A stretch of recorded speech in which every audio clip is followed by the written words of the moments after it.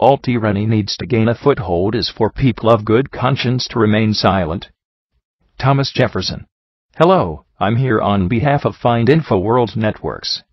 I'm going to talk about a matter of extreme importance with you today. Did you know that the United States Army National Guard has been advertising job openings for internment specialists?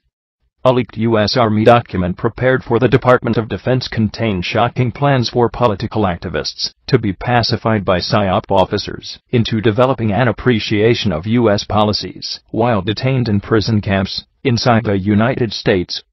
Has the time come when political dissidents and malcontents will no longer dare question the actions of their government? By doing so, would they risk being rounded up by internment specialists and filed away in a place where they cannot disturb a perfect Orwellian 1984-like peace? Remember, in the parlance of Newspeak, peace is war. The government simply wants to be prepared as a part of Rex 84. Colonel North, in your work at the NSC, were you not assigned at one time to work on plans for the continuity of government in the event of a major disaster? Mr. Chairman. I believe that question touches upon a highly sensitive and classified area, so may I request that you not touch upon that, sir. I was particularly concerned, Mr. Chairman, because I read in Miami papers and several others that there had been a plan developed by that same agency, a contingency plan in the event of emergency that would suspend the American Constitution. And I was deeply concerned about it and wondered if that was the area in which he had worked. I believe that it was, may I most respectfully request that that matter not be touched upon at this stage. If we wish to get into this, I'm certain arrangements can be made for an executive session. Rex 84, short for Readiness Exercise 1984, was written by Lieutenant Colonel Oliver North, who was both National Security Council White House aide and NSC liaison to the Federal Emergency Management Agency, FEMA, and John Brinkerhoff, the Deputy Director of National Preparedness Programs for FEMA. It is a contingency plan developed by the United States federal government to suspend the United States Constitution, declare martial law, place military commanders in charge of state and local governments, and detain large numbers of American citizens who were deemed to be national security threats in the event that the president declared a state of domestic national emergency. So in the meantime, most Americans remain oblivious about these plans and go about their day struggling to make a living day to day, occasionally relying upon secured loans and installment loans for their daily bread. Just so you know, yes, the Re-Education Camp Manual does apply domestically to U.S. citizens. The document, entitled FM 3-39.40 Internment and Resettlement Operations, was originally released on a restricted basis to the DoD in February 2010 and has been leaked online. The manual outlines policies for processing detainees into internment camps both globally and inside the United States. International agencies, like the UN and the Red Cross, are named as partners in addition to domestic federal agencies including the Department of Homeland Security and FEMA. The document makes it clear that the policies apply within U.S. territory and involve DoD support to U.S. civil authorities for domestic emergencies and for designated law enforcement and other activities, including man-made disasters, accidents, terrorist attacks, and incidents in the U.S. and its territories. The Army National Guard search for corrections officers and internment/resettlement specialists smacks of Communist China and Mao. Here's a sample from the recruitment ad. As an internment/resettlement specialist for the Army National Guard, you will ensure the smooth running of military confinement/correctional facility or detention/internment facility, similar to those duties conducted by civilian corrections officers. This will require you to know proper procedures and military law, and have the ability to think quickly in high-stress situations. Specific duties may include assisting with supervision and management operations, providing facility security, providing custody, control, supervision, and escort, and counseling individual prisoners in rehabilitative programs. End of ad quote. Yes, FEMA camps are rehabilitative programs, Glenn Beck and other apologists say otherwise. There are specific military documents that demonstrate plans to relocate people into camps. Namely, Army Regulation 210-35, which bears the name Civilian Inmate Labor Program.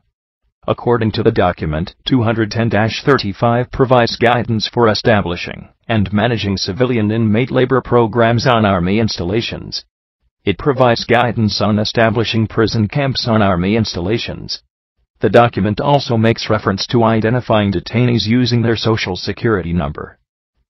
The manual states these operations may be performed as domestic civil support operations, and adds that the authority to approve resettlement such operations within U.S. territories would require a special exception to the Posse Comitatus Act, which can be obtained via the President invoking his executive authority.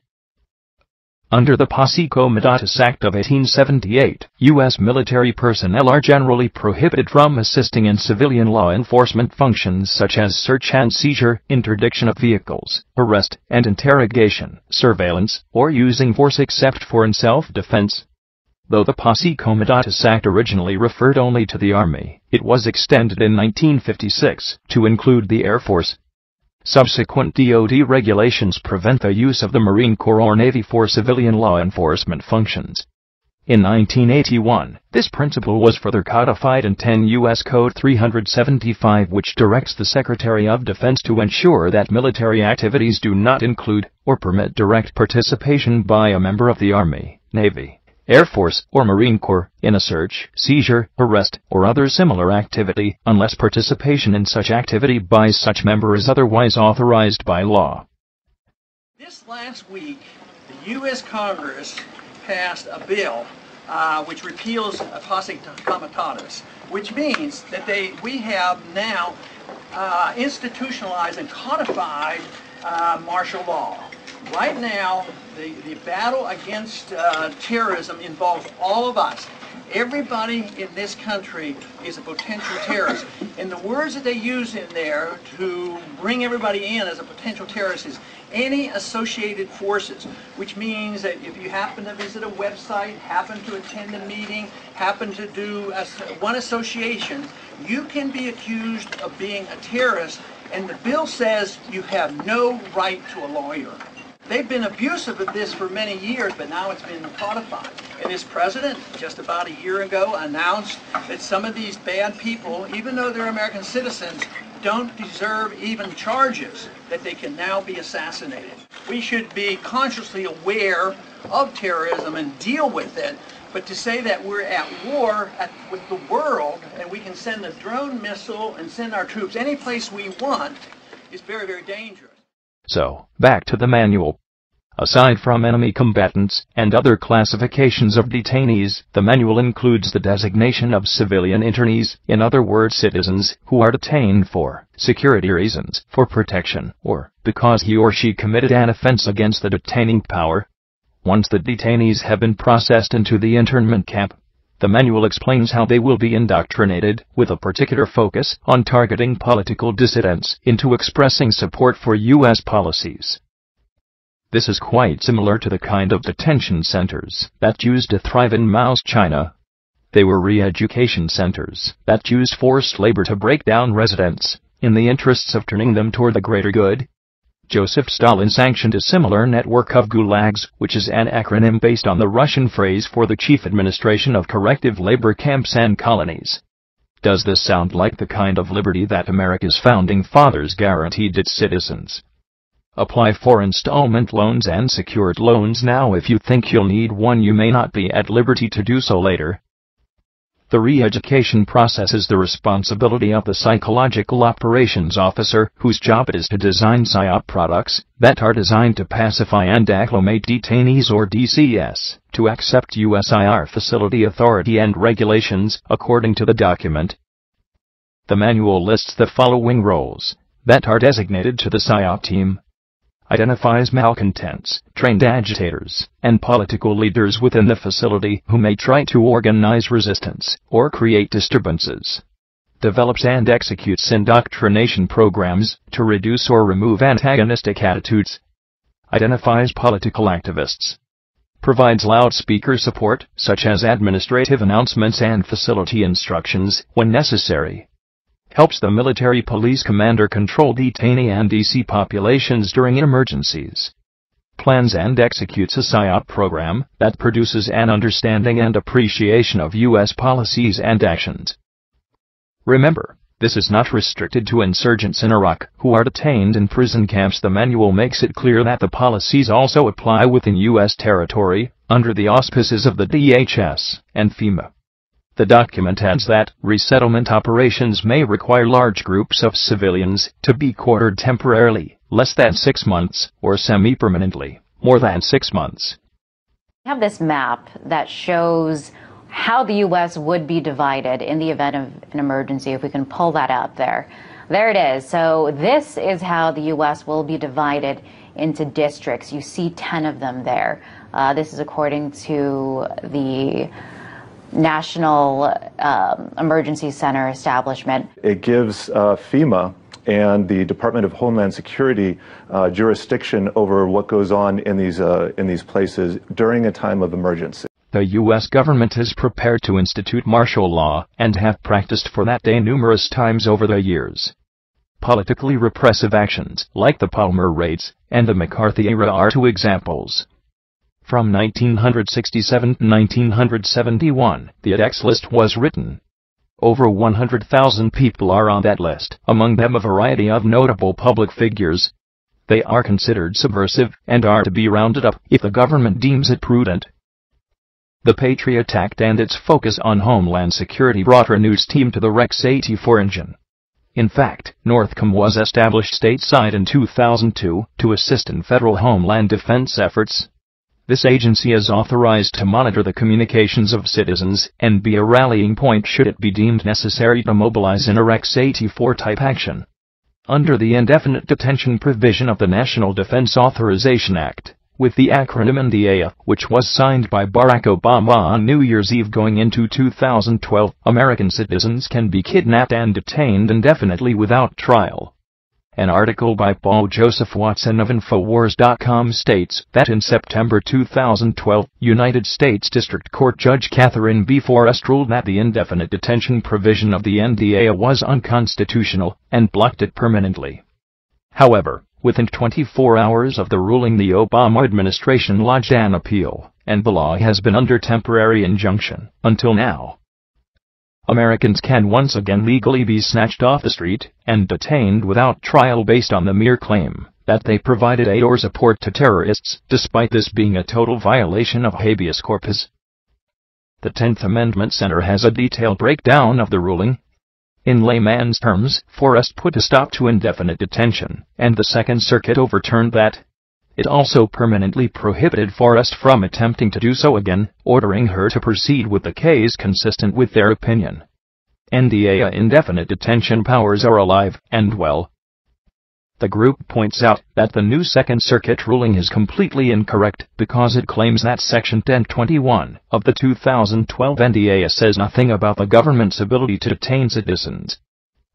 In reality, Section 1021 states, Congress affirms that the authority of the President to use all necessary and appropriate force pursuant to the authorization for use of military force includes the authority for the armed forces of the United States to detain covered persons, pending disposition under the law of war.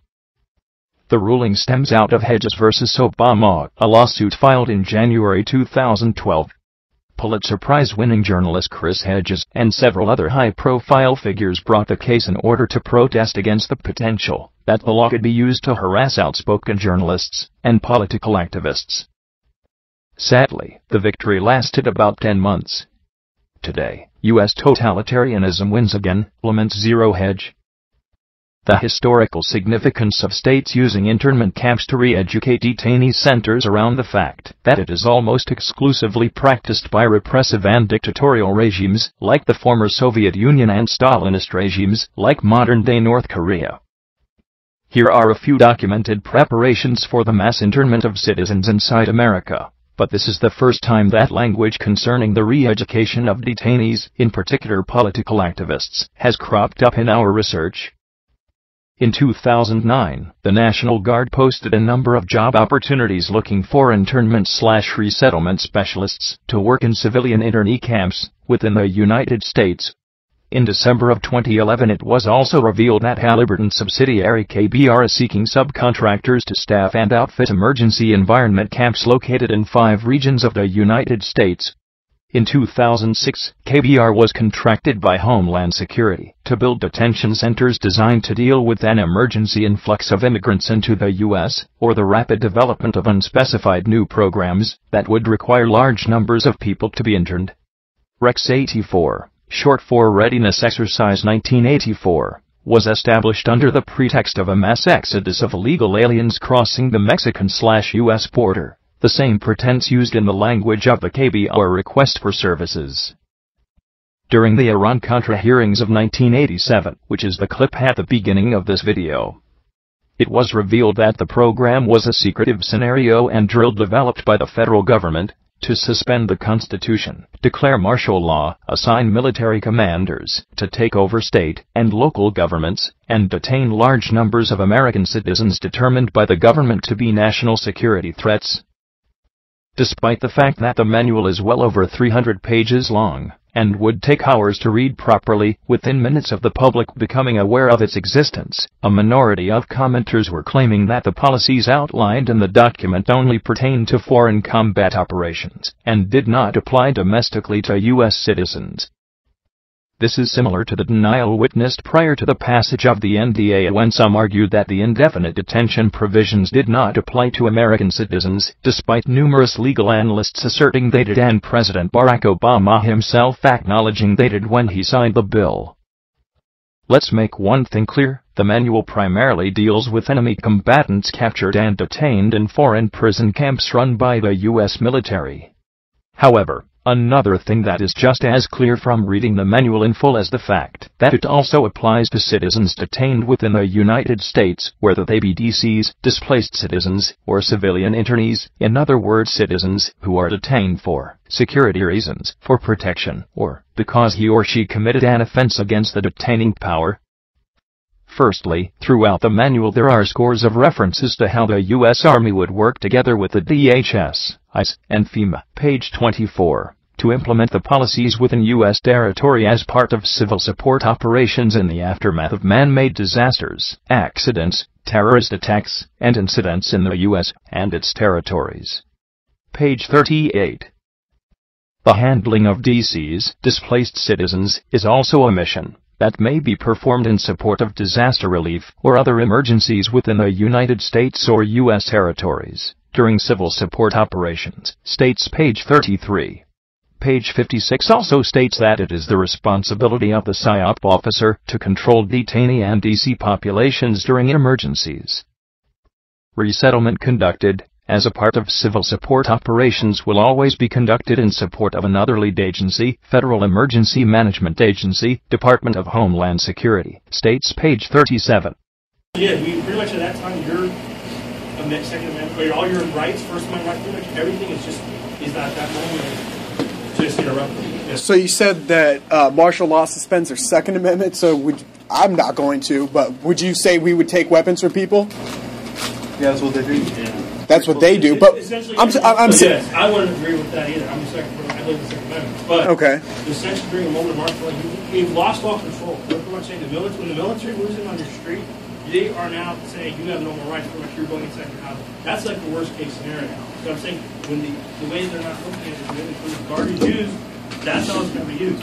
Yeah. So we're not going to be out there on the street corner and like, hey, we're here.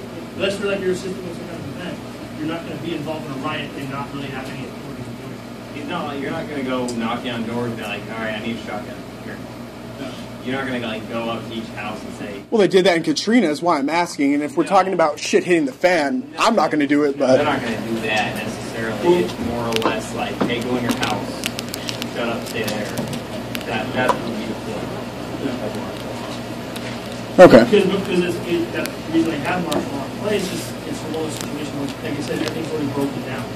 It's a last resort to change pretty much your last-ditch effort to put that law and order into that community. That's why they have an actual guard. Okay. Good question. I think they did that in Katrina, right? They just don't think what people have done. Yeah, which I think is bullshit, but. You're going to claim your right to take a price when you hold their hands? Yeah.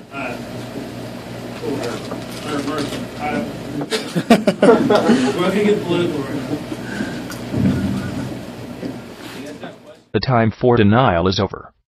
People spent weeks arguing over the indefinite detention provisions of the National Defense Authorization Act, ignoring assertions by top scholars and legal experts that the kidnapping provisions did apply to U.S. citizens. It appears as though cognitive dissonance is causing some people to desperately search for any way of denying the shocking truth contained in these Army documents. This is particularly prevalent amongst Democrats and liberals whose support for the cult of Barack Obama has blinded them to the fact that his administration is passing legislation which in many cases is far more draconian than anything Bush signed into law. Denying these manifestly provable facts will not make the threat go away. This is not an imaginary monster under the bed. This is yet another piece of the larger pattern of demonization of gun owners, libertarians, conservatives, Christians, and anyone who will not bow down to enslavement by a hijacked government occupied by ruthless tyrants who desire only total control. We've already seen gun confiscations in the wake of Hurricane Katrina in 2005. No one will be able to be armed. We will take all weapons. It was a human drama with emotions and tensions running high. Patty Connie is still trying to recover physically and emotionally. They really did a number on me. From the day police forced her from her home. It was traumatic. All of a sudden, they were banging on the front door, the side door, and the back door. They said, "Let us in." Patty tried to explain. She was on dry land, she had plenty of food and water, and didn't want to abandon her dogs. But it didn't matter. If you see 6 or 8 police that look like linebackers pushing you in a corner, you're in shock. I'm saying, look at all my food. I got plenty of food. They kept pushing me back, and ended up like this. Then, Patty showed them a small revolver she was carefully holding in the palm of her hand. A camera crew was there to capture what unfolded next. I said, "It's not even loaded." And I dropped it on the floor. You got a gun, relax. Well, they punched me in the face. Relax now. Look at my black and blue marks. Look at what they did to me. They dragged me out of here. I really thought they were going to kill me. I really did. The hijacked U.S. federal government has been meticulously preparing for martial law at a breakneck speed. Another trading manual demonized Americans who embrace individual liberties as potential extremists and even referred to the Founding Fathers as examples of extremists in history. The U.S. Army Civil Disturbance Operations Manual from 2006 broke down how military assets on U.S. soil will be used to confiscate firearms, put down riots, and even kill Americans.